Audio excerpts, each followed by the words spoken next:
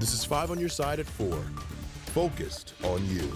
We begin at 4 o'clock with the weather. It has been a hot day in the bi-state with temperatures in the 90s. It's a dangerous afternoon for those spending time outside, like in Keener Plaza in downtown St. Louis. Good afternoon. I'm Ann Allred. Kay Quinn has the day off. The temperature is well above 90 degrees right now. The heat index is even higher, so it feels even hotter. Meteorologist Jim Castillo is in for Scott to tell us how long this dangerous trend lasts. You know, Jim. it's going to continue. Hi, Ann. Yeah, so even the air conditioners having a really tough time to cool off the houses.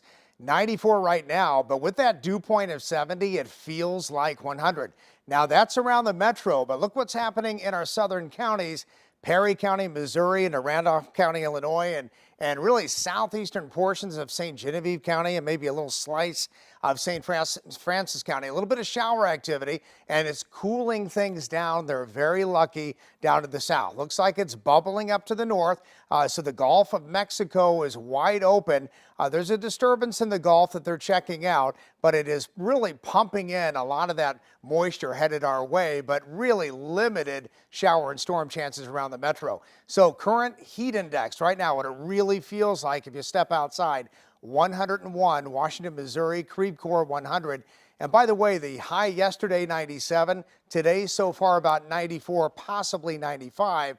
But the heat index will be an issue all week. I'll have much more on the chances of rain and how long the heat continues coming up.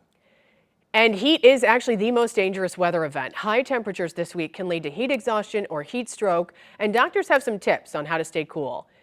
Drink plenty of water or drinks with electrolytes. Wear loose and lighter colored clothing. And as much as possible, you should stay in the shade and plan outdoor activities for cooler parts of the day. One area doctor says the first heat wave always causes the most issues. Historically, that first heat wave of the season, we do tend to see a few more patients come in with heat exhaustion and heat stroke. They're just not acclimatized to the weather and not used to it. As the summer goes on, those numbers tend to drop down, but we are typically concerned that very first heat wave we get. Some symptoms of heat-related illness to watch out for are dizziness, headache, or weakness. Doctors say you should listen to your body and get out of the heat when you can. This afternoon, 3 teenagers are in custody accused of stealing a car and accelerating toward police officers. Last night, 2 officers were looking for a stolen car in Maplewood.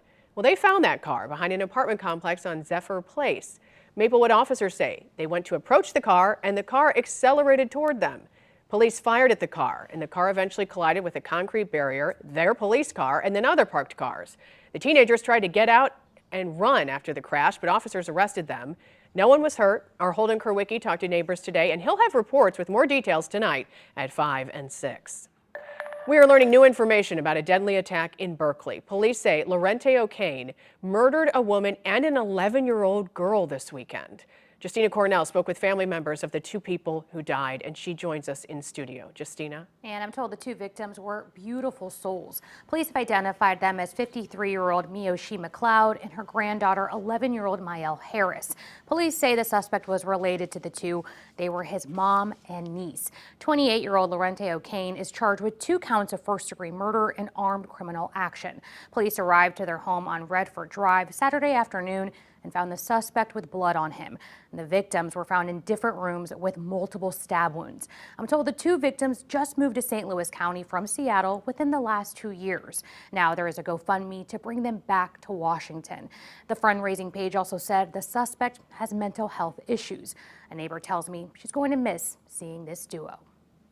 Give them all strength, That's what I really want to do, y'all. And I'm going to miss her. I'm going to miss her, y'all. All of us going to miss her around here because we so used to her walking. We're told 1 week prior to all of this, the victim went to the Berkeley Police Department and reported that her son was making threats to her and her granddaughter.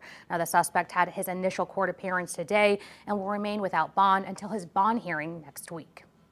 We have some breaking news we want to get to. It's a story we've been following all day. Just about an hour ago, a representative with the Teamsters Union told us Schnucks delivery drivers will not strike this Wednesday. Schnucks and union representatives reached an agreement. Truck drivers for Schnucks were asking for better pay and a more inclusive health plan. Now Schnucks and union reps are drafting a new version of the contract. They agreed in the 11th hour. Union leaders saying Schnucks made compromises in favor of the truck drivers' requests. Drivers will vote on whether to ratify the contract on Wednesday at 1 p.m. Today, Senator Josh Hawley introduced a resolution honoring the missionaries killed in Haiti last month. Natalie and Davy Lloyd were serving as missionaries when they were killed after leaving a youth group activity at a local church. Another Haitian man who served with the Lloyds was also killed. The Lloyds are both from Missouri. Natalie's dad is a state representative. Hawley's resolution honors both of their lives. Hawley says in part, quote, "All of Missouri mourns the loss of Natalie and Davy Lloyd. They had servants' hearts, were exceptional missionaries, and great Americans. They selflessly dedicated their lives to serving the Lord and others, and the U.S. Senate honors their legacy." Fresh off a weekend of campaign events, President Biden and presumptive GOP presidential nominee Donald Trump are turning up the heat on the campaign trail. President Biden is taking an aggressive approach in a new campaign ad, while Trump seeks to shore up his grip on the GOP. NBC's Bree Jackson is in Washington. The race for the White House intensifying. President Biden's campaign taking direct aim at former President Trump, putting Trump's legal woes front and center, and this new $50 million ad blitz. This election is between a convicted criminal who's only out for himself. The campaign push comes as the presumptive GOP nominee seeks to further solidify support within his party, meeting with House Speaker Mike Johnson at Mar-a-Lago. This is probably much more about making sure that they do hold their majority and where they can use Donald Trump as an asset. Trump hammering home his message on immigration over the weekend while courting black voters in battleground Michigan. They're coming into your community and they're taking your job. While President Biden drew in over $30 million during a star-studded fundraiser and warning what's at stake this November. The next president is likely to have 2 new Supreme Court nominees. 2 more. Next week marks 2 years since the High Court overturned Roe v. Wade, an issue Democrats are counting on to mobilize voters. If you care about reproductive rights, if you care about workers' rights, if you care about making sure that we have communities that are safe and free from gun violence, Americans will have the opportunity to see the contrast for themselves when the 2 presidential candidates face off in the first debate next week.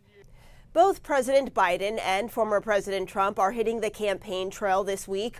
On Tuesday, Trump holds an event in another battleground state, Wisconsin, while President Biden will host a campaign reception in Virginia. In Washington, Bree Jackson, NBC News. Warning people about radioactive waste, the sign state leaders say they need.